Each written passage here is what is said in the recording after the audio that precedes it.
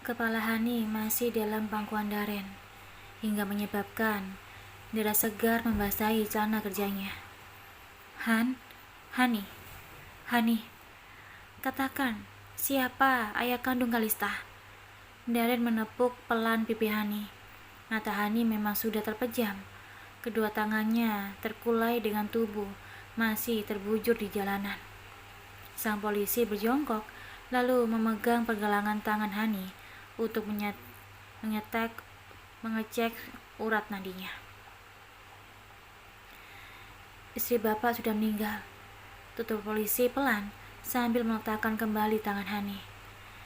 Innalillahi wa innalillahi roji'un. Diri Daren dengan tubuh yang terguncang. Ia ikut menyesali kepergian Hani yang naas, juga sedih atas fakta yang dikatakan istrinya itu di akhir hidupnya. Jarana dan para penghuni rumah yang memang sebelumnya tidak mengetahui apa-apa langsung berhamburan keluar saat mendengar sirene mobil ambulan yang berhenti tepat di rumah mereka. Ada apa? Apa yang terjadi? Tanya Mbok Darmi pada Asri yang diikuti gelengan kepala Asri. Begitupun dengan Bi Asi yang ikut berdiri di antara mereka. Sementara Jarana baru saja keluar rumah karena habis memandikan dan mengganti baju Sarah. Matanya membelalak, menatap Daren turun dari mobil ambulan dengan wajah sendu. Ada apa, Mas? Siapa yang meninggal? Tanya Jarana saat seseorang menurunkan jenazah Hani. Hani, jawab Daren pelan. Innalillahi wa innalillahi roji'un, gumam Jarana dan seluruh orang yang mendengarnya. Daren pun menceritakan penyebab kepergian Hani secara singkat, karena pemulasaran jenazahnya harus segera dilaksanakan. Daren menghubungi seluruh keluarga Hani dan juga rekan-rekannya tak terkecuali Bian. Kedua orang tua Hani datang diiringi tangisan yang pecah. Mereka tidak menyangka kalau nasib naas akan menimpa putrinya. Begitupun dengan Bian yang pernah menjalin hubungan begitu dekat dengan wanita yang dikenalnya lebih dari 5 tahun itu. Ia memang membenci semua perbuatan Hani, tapi melihatnya mati mengenaskan seperti itu, Bian pun tak tega.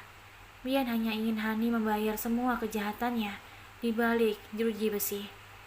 Bukan dengan cara seperti ini, tapi ternyata takdir memang punya rencana lain.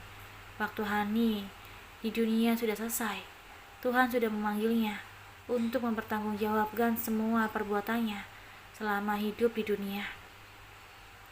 Itulah takdir yang harus selalu diyakini. Syarat mati tak harus tua, syarat mati tak harus sakit.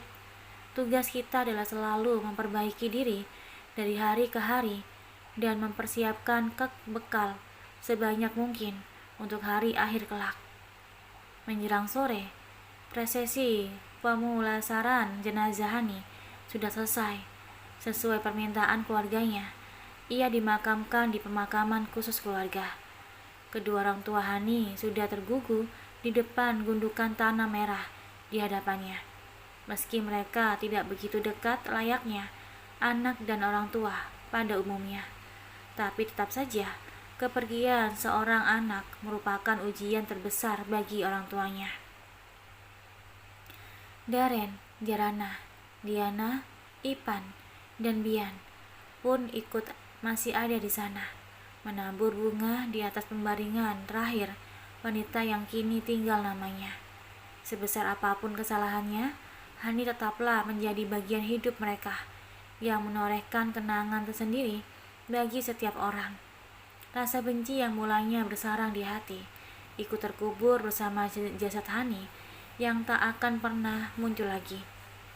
Terlebih bagi Bian, Hani bukan hanya sekedar wanita yang pernah singgah di hidupnya, tapi dia juga adalah wanita yang sudah melahirkan darah dagingnya. Sebesar apapun kesalahannya, Hani tetaplah pernah berjuang, bertaruh nyawa demi melahirkan sang anak ke dunia. Saat matahari mulai meredup, mereka mulai meninggalkan lokasi pemakaman. Perjalanan menuju rumah pun hanya dihiasi keheningan. Semua yang terjadi akhir-akhir ini membuat mereka syok, terlebih lagi Jarana dan Daren. Malam ini hujan kembali mengguyur begitu lebatnya. Tetes demi tetes yang jatuh di genteng rumah terdengar nyaring memecahkan kesunyian. Sesekali suaranya bersautan dengan tangisan Kalista yang melengking. Meski anak perempuan itu tidak dekat dengan Hani, tapi ikatan batin itu tetap ada. Sang anak tetap merasa kehilangan yang menyebabkan jiwanya resah dan berujung rewel. Cup sayang, jangan nangis lagi ya. Kan ada bunda di sini. Jarana yang menggendong Kalista berusaha menenangkan anak mandunya itu. Mbak, ini susunya. Asri menyerahkan sebotol susu formula pada Jarana. Jarana pun menyodorkan botol itu, tapi Kalista melengos. Dia menolak untuk menyusu dengan tangisan yang tak kunjung reda. Coba mas yang gendong, kali saja diem mas. Jarana mendekatkan Kalista pada Daren yang sedang duduk termenung. Bukannya mengambil alih Kalista, Daren justru bangkit dari duduknya. Mas capek, jawabnya sambil berjalan kemudian menaiki tangga. Jarana menatap punggung Daren yang kian menjauh dengan kening mengerit. Heran dengan sikap dingin sang suami, namun Jarana tetap berbaik sangka. Ia mengira suaminya itu masih sangat berduka atas kepergian Hani, karena meski bagaimanapun Hani juga adalah istrinya. Biar Diana coba mbak. Diana menawarkan diri sambil mengambil Kalista dari gendongan Jarana. Namun bayi itu tetap menangis, bahkan merontah, seolah tak ingin digendong oleh Diana. Akhirnya Jarana pun kembali menggendong Kalista, melirikkan sholawat dengan penuh kesabaran dan kasih sayang, hingga akhirnya bayi perempuan itu tertidur karena kelelahan. Jarana menatap wajah cantik itu lamat-lamat, paras yang begitu mirip dengan ibunya. Perlahan, kepala Jarana tertunduk untuk mengecup kening sang bayi lembut. Kasihan kamu nak, sekecil ini sudah ditinggal ibumu. Tapi kamu jangan khawatir, ada bunda yang akan selalu menemanimu sampai kapanpun. Diri Jarana sambil mendekap erat tubuh mungil Kalista, menyalurkan kasih sayang yang luar biasa besar untuk bayi yang sudah dianggapnya anak kandung sendiri itu. Di, mbak istirahat dulu ya, sekalian mau nindurin Kalista, tutur Jarana pada Diana yang masih terduduk di ruang TV, ditemani Asri dan juga Mbok Darmi. Iya mbak, Diana juga mau istirahat, mau lihat mama dulu, timpal Diana. Jarana pun menaiki tangga menuju kamarnya. Ia melihat Daren sedang bersandar di kepala ranjang dengan tatapan kosong. Perlahan, Jarana meletakkan Kalista di atas ranjang, pelan-pelan dan hati-hati agar tak kembali terbangun. Kenapa ditidurkan di sini? Tanya Daren pada Jarana. Jarana mengerit. Maksud mas? Daren menghirup nafas pelan, kemudian mengulangi pertanyaannya. Kenapa dia ditidurkan di kamar ini? Mas kenapa sih?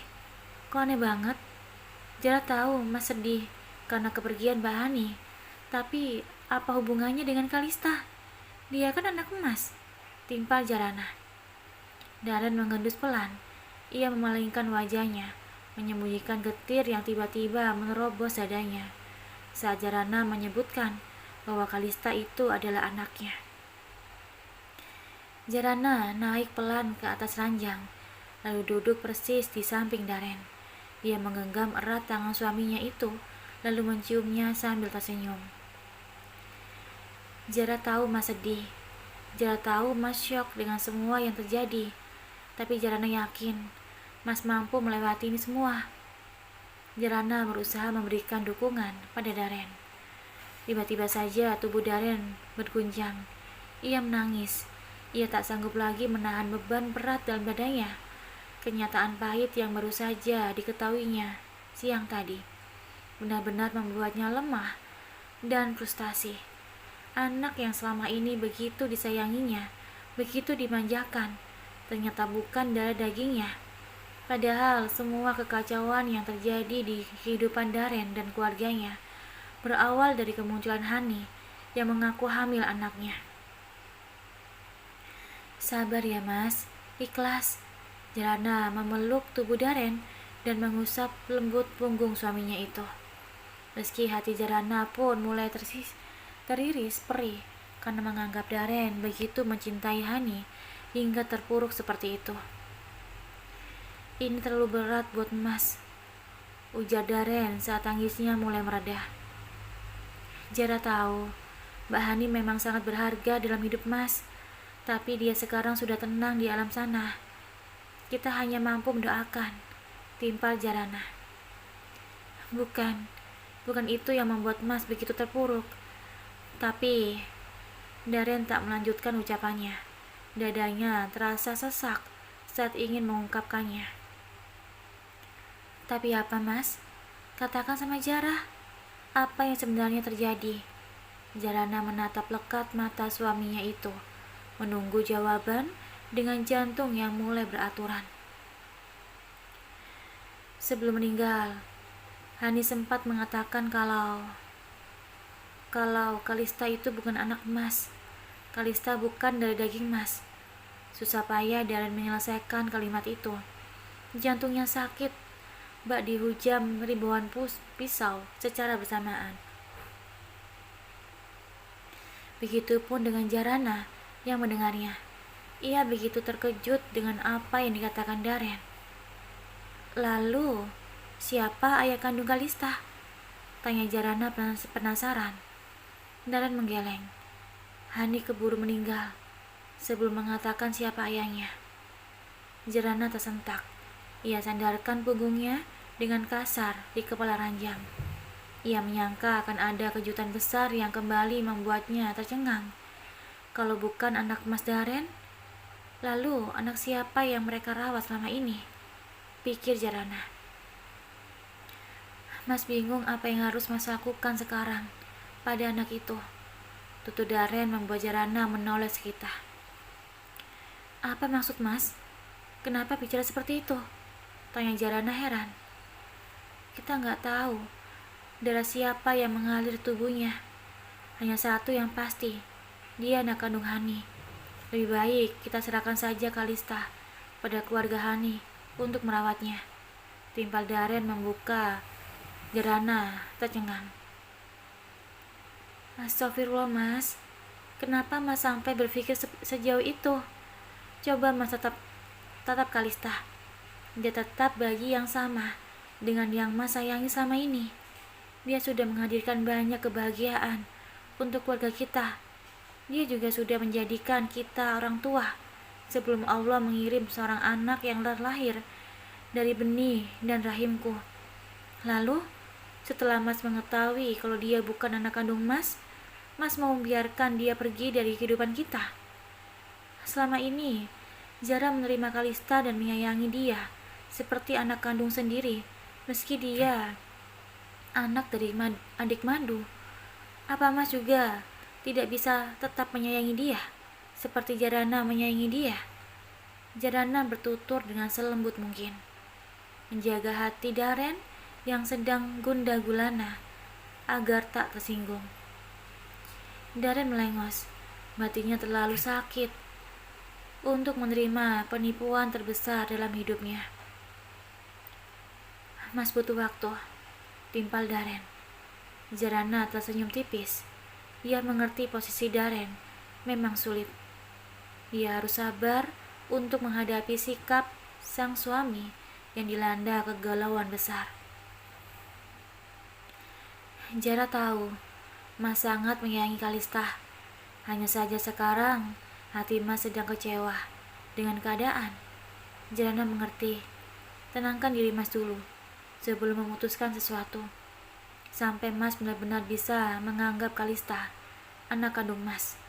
Menyayanginya sama persis seperti saat Mas belum mengetahui kenyataan pahit ini. Untuk mencari tahu kebenarannya pun, Kita kesulitan, karena satu-satunya orang yang tahu siapa ayah kandung Kalista hanya Hani. Pilihan satu-satunya kita harus tetap merawat Kalista dan tetap berperan sebagai orang tua baginya. Jalana berbicara panjang lebar. Mas, mau tes DNA dulu untuk meyakinkan diri sendiri kalau Kalista benar-benar bukan darah dagingku, timpal Daren. Jika itu yang Mas inginkan, kenapa tidak?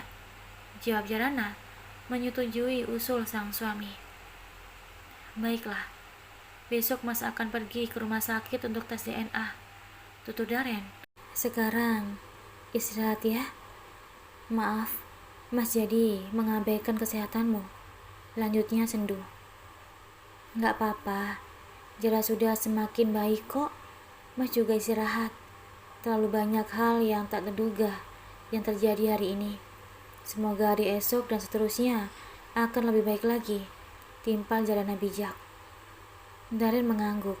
Ia pun merebahkan tubuhnya di samping Kalista yang berada di tengah-tengah antara dirinya dan Jalana. Jika biasanya Daren akan mengecup Kalista sebelum tidur, juga memeluk tubuh mungil bayi perempuan itu. Tidak untuk malam ini, Daren memilih berbalik dengan tidur menyamping, membelakangi tubuh bayi cantik yang sudah terlelap itu. Jalana hanya bisa menghela nafas pelan. Ia tidak menyalahkan Daren. Wajar jika suaminya itu kecewa dan butuh waktu untuk menerima kenyataan pahit ini. Jalana pun merebahkan tubuhnya sambil memeluk Kalista, memberikan kenyamanan dan kehangatan layaknya seorang ibu terhadap putri kandungnya. Gue masuk siangan ya, ada keperluan dulu, ujar Daren pada Ipan pagi ini. Mereka memang sedang menikmati sarapan bersama-sama. Oke. Ngomong-ngomong, rumah gue udah laku terjual, tapi kayaknya kekurangannya tetap masih besar, timpal Ipan. Sebenarnya, sebelum Hani meninggal kemarin, dia meminta gue untuk memakai uangnya untuk membantu perusahaan, tapi gue ragu.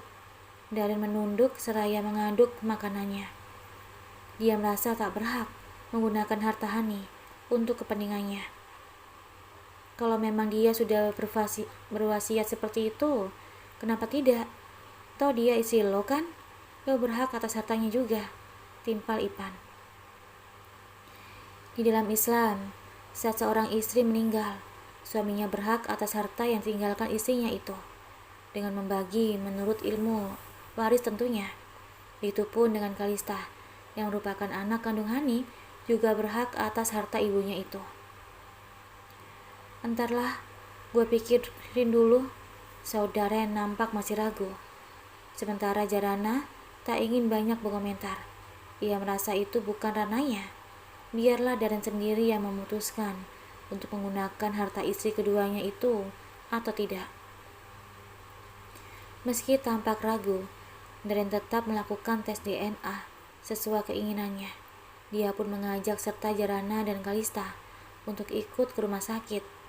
Wajah Daren nampak murung dan gelisah sesaat setelah selesai melakukan tes tersebut. Ia bukan tak percaya pada ucapan Hani, hanya saja Daren ingin membuktikan dengan kepalanya sendiri kalau Kalista memang bukanlah putri kandungnya. Sayang sekali, hasil tes DNA itu tidak langsung keluar dalam waktu sehari. Setidaknya, Daren harus menunggu cukup lama kepastian yang membuatnya semakin dilandasi kegelisahan itu. Meski Daren sendiri tidak tahu keputusan apa yang akan diambilnya setelah mengetahui kenyataan yang sesungguhnya. Setelah pengakuan Hani tentang Kalista, perubahan sikap Daren pada bayi perempuan itu berubah drastis. Daren tak pernah lagi menggendongnya dan meluapkan waktu untuk bermain dengan bayi berambut sedikit ikal itu. Daren benar-benar acuh, membuat penghuni rumah pun bertanya-tanya tentang perubahan sikap Daren. Salah satunya Diana dan Astri. Mbak Di, Tuan Daren kenapa ya? Kok akhir-akhir ini dia jarang sekali menggendong Kalista? Jangankan menggendong, mencium dan mendekatinya saja tidak pernah. Tutur Astri sore itu. Daren memang baru saja pulang bekerja dan melewati Kalista begitu saja. Padahal bayi berusia 9 bulan itu sudah memanggil-manggil Daren dengan suaranya yang khas dan dengan kedua tangan terangkat menandakan ingin digendong. Aku juga gak ngerti teh, Kak Daren jadi berubah banget setelah kepergian Hani. Kurang ceria dan sering murung. Tapi masa sih gara-gara kematian Hani terus Kak Daren jadi berubah sama anaknya sendiri? Bukannya harusnya semakin disayang ya? Diana pun saja bingung dengan Asri. Entahlah mbak, Astri juga bingung, timpal Astri. Pada ngomongin apaan sih? Kok mukanya kayak gitu? Pada sedih gitu? Jarana yang baru turun langsung bergabung dengan Diana dan Astri. Diana pun menceritakan kebingungannya pada Jarana, karena Diana yakin kakak iparnya itu pasti tahu tentang hal yang membuat Daren berubah. Ada apa sih mbak sebenarnya? Tanya Diana setelah sekian bercerita. Jarana terdiam. Dia bingung untuk mengatakan hal yang sebenarnya atau tetap menyembunyikan kebenaran itu rapat-rapat. Matanya menatap lurus pada Kalista, anak Daren ataupun bukan. Kasih sayangnya terlanjur terpahat kuat untuk bayi yang dirawatnya sejak lahir itu. Mbak, Diana kembali bersuara tatkala melihat Jarana yang hanya terdiam tanpa menjawab pertanyaannya. Nggak apa-apa kok Di, Mas Daren cuma masih syok aja dengan semua yang terjadi. Kamu gak usah khawatir, nanti juga biasa lagi, jawab Jarana menyembunyikan semuanya. Toh hasil tes DNA-nya juga belum keluar. Syukurlah kalau gitu. Kusut banget soalnya lihat wajah kakak Daren, timpal Diana. Butik gimana? Aman? Tanya Jarana mengalihkan pembicaraan. Aman kok mbak, tenang. Cuma belum ada produk baru yang launching bulan ini. Ya, mbak tahu sendiri peristiwa yang terjadi akhir-akhir ini. Jarana tersenyum tipis. Insya Allah sebentar lagi ya Di. Nanti mbak bikin dulu desainnya, jawab Jarana. Diana mengangguk. Mereka pun berbincang-bincang seputar butik dan rencana ke depannya setelah tertunda karena hilangnya Jarana kemarin. Mbak ke atas dulu ya Di, nemuin Mas Daren, pamit Jarana sambil bangkit dari duduknya. Dia pun langsung berjalan naik tangga. Setelah membuka pintu kamarnya, perlahan nampak Daren tengah berdiri termenung di balkon. Kepalanya mengada menatap langit yang mulai menghitam. Jarana pun berjalan mendekatinya, lalu ia memeluk suaminya itu dari belakang. Ngapain mas? Tanya Jarana manja. Gak apa-apa, cuma lagi pengen lihat langit aja, nunggu munculnya bulan, tapi belum muncul-muncul. Apa malu ya, karena istri mas ini lebih bersinar? Kode Daren pada Jarana. Masa disamain sama bulan? Jarana memukul pelan punggung sang suami dengan muka merona. Daren pun berbalik hingga kini. Wajah mereka saling berhadapan.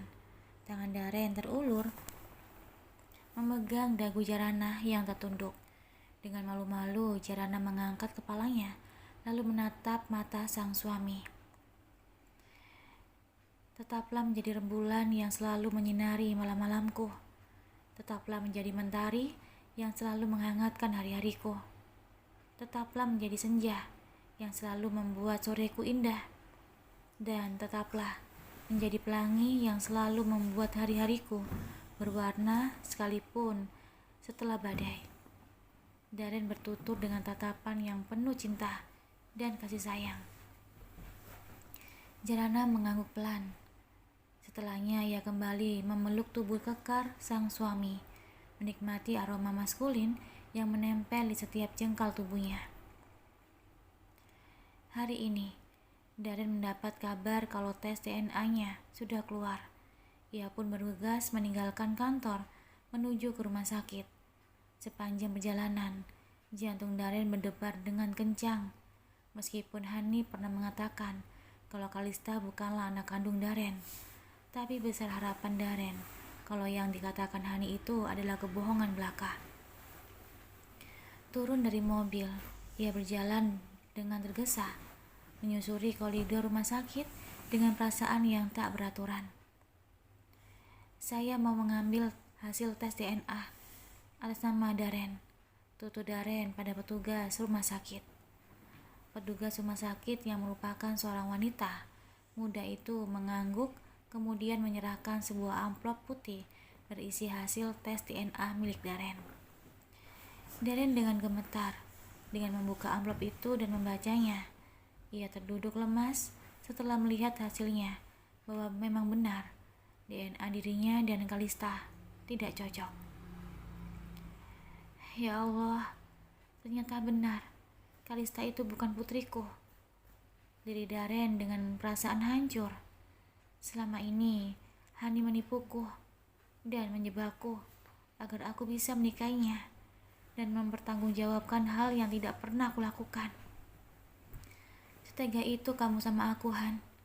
Lalu sekarang, kemana harus aku cari ayah kandung Kalista? Darren terus bergumam sendiri. Berbagai pertanyaan muncul diisi kepalanya, hingga sebuah panggilan telepon mengalihkan perhatiannya. Wajah cantik Darana nampak menemui layar ponsel Darren. Darren memilih tidak mengangkat panggilan itu. Hatinya sedang tidak baik-baik saja. Dia masih tertunduk lemas dengan sepasang mata yang masih menatap lembaran kertas di tangannya. Ia membaca hasil tes DNA itu untuk yang kedua kalinya, berharap tulisan yang selembar kertas itu akan berubah. Nyatanya sama saja, tak ada yang berubah sedikit pun. Darren menghela nafas berat. Kedua tangannya mengeraup wajah kasar. Dia baru saja kehilangan calon bayinya karena Jarana keguguran. Dan kini dia harus menghadapi kenyataan bahwa anak yang selama ini dianggapnya sebagai anak sendiri ternyata tak ada ikatan darah sama sekali. Sungguh hancur perasaannya. Kali ini bahkan terasa dipatahkan berkali-kali. Dengan berpegangan pada sisi kursi, Darren berdiri. Kedua kaki panjangnya berjalan gontai, menopang tubuhnya yang masih terasa begitu lemah. Dengan tertatih dan sedikit sempoyongan, Darren sampai di mobilnya. Setelah masuk dan duduk di balik kemudi, Darren menunduk. Ia letakkan kepalanya di atas setir. Bahunya berguncang hebat, diikuti buliran bening dari kedua sudut matanya. Sekuat-kuatnya lelaki, jika diuji tentang anak, akan hancur juga. Cukup lama Darren hanya terdiam di dalam mobilnya. Bayangan-bayangan tingkah lucu Kalista terus berkelebatan di benaknya. Wajah cantik yang diturunkan dari ibunya, tanpa ada satupun yang mirip dengannya, tak pernah terbesit di kepala Darren bahwa itu adalah salah satu tanda bahwa bayi perempuan itu memang bukan darah dagingnya. Setelah rasa sesaknya sedikit menguap, Darren mulai menyalakan starter mobilnya, lalu melajukan pelan keluar dari parkiran rumah sakit. Ia menyetir dengan pelan menuju rumahnya, meminimalisir kemungkinan buruk yang terjadi karena menyetir dalam kondisi tak baik-baik saja. Hingga butuh waktu sedikit lebih lama, ia menepikan mobilnya di halaman rumahnya tersebut. Sebelum memutuskan untuk turun, Darren berkali-kali menghirup nafas dalam-dalam, lalu mengembuskannya perlahan untuk mengurai sesak yang kembali memenuhi dadanya tatkala akan kembali bertemu dengan Kalista, bayi yang tak jelas asal-usulnya. Darren pun harus berpura-pura biasa saja di depan semua orang, dan itu tak mudah. Di saat hati yang terluka tapi bibir dipaksa untuk tersenyum. Saat turun dari mobilnya, sepasang mata Darren menangkap Jarana yang sedang menemani Sarah di taman depan rumahnya. Darren mendekat. Ternyata istrinya itu sedang menyuapi ibunya dengan penuh kasih sayang. Dari wajah cantiknya tak nampak sedikit pun keterpaksaan untuk merawat wanita yang hanya bergelar ibu mertua itu. Keceriaan dan sentimen di wajah Jarana menyeratkan bahwa ia begitu tulus merawat Sarah. "Hai Mas, sudah pulang?" sapa Jarana saat melihat Darren yang sudah berdiri tak jauh darinya. Jarana pun langsung mendekat seraya mencium tangan Darren. "Iya sayang, gimana keadaan Mama?" tanya Darren sambil menatap ibunya itu sendu. Darren berpikir, pantas saja selama ini Sarah begitu menginginkan cucu dari Jarana. Ternyata Sarah sudah mempunyai firasat bahwa cucunya yang sekarang memanglah tak ada ikatan darah dengan keluarganya. "Mama masih sih, tapi Jarana yakin kalau kita terus merawat sama Mama dengan tulus, insya Allah dia akan sembuh seperti dulu lagi." Jarana tersenyum, penuh harapan sambil sedikit membungkuk untuk mencium pucuk kepala Sarah. Darren pun ikut tersenyum haru, rasa hangat mengaliri dadanya. Meski sedetik kemudian, masalah yang menimpanya membuat wajahnya kembali murung. "Mas masuk dulu, mau bersih-bersih," tutur Darren seraya menunduk, menyembunyikan mata yang menimba lara agar tak terbaca Jarana. "Iya Mas, sebentar lagi Jara juga selesai kok, nanti Jara bikinin kopi," timpal Jarana. Darren mengangguk tipis, lalu melangkahkan kakinya menjauhi Jarana dan ibunya. Langkah kakinya masih terasa berat, apalagi saat dalam rumah itu dia disambut oleh suara celotehan Kalista. Jika biasanya tingkah mengemaskan Kalista adalah obat di saat dirinya merasa lelah, tidak untuk kali ini. Darren tidak bisa memungkiri rasa sayangnya pada Kalista memang sudah begitu besar. Namun, rasa kecewa juga sama besarnya. Entah siapa yang harus disalahkan dalam hal ini. Namun dia sadar, Kalista sama sekali tidak bersalah. Bocah kecil itu hanya korban dari keegoisan ibunya. Tanpa menyapa, apalagi tersenyum pada Kalista, Darren menaiki tangga. Bahkan ia tak kembali menoleh, sekedar untuk mengobati kerinduan bayi perempuan yang menatapnya itu. "Mas, ini kopinya." Jarana masuk setelah Darren selesai mandi dan berganti baju. Darren menerimanya, namun ia letakkan kopi itu di atas meja kecil, membiarkan asapnya yang masih mengepul tebal kian menipis. Dia berdiri di sisi jendela, menatap semburat menguning di atas sana. "Tes DNA-nya sudah keluar," ujar Darren pada Jarana. "Hasilnya gimana Mas?" Jarana mendekat, lalu berdiri persis di belakang Darren. Darren menghela nafas berat sebelum menjawabnya. "Sama seperti yang Hani katakan, Kalista bukan anakku." Jarana terdiam. Dia tahu ini teramat berat untuk Darren. Gelar ayah yang selama ini bersemat bak dicabut paksa dari dirinya. "Sabar ya Mas," hanya itu yang mampu Jarana ucapkan sembari mengelus lembut punggung sang suami sebagai bentuk dukungan. Apa yang harus kita lakukan sekarang? Apakah kita tetap merawat Kalista seperti biasanya, meskipun kita tahu dia tak ada ikatan darah apapun dengan keluarga kita? Jika iya, sampai kapan kita akan menyembunyikan kebenaran ini dari orang lain? Darren menatap Jarana, menunggu tanggapan dari istrinya itu.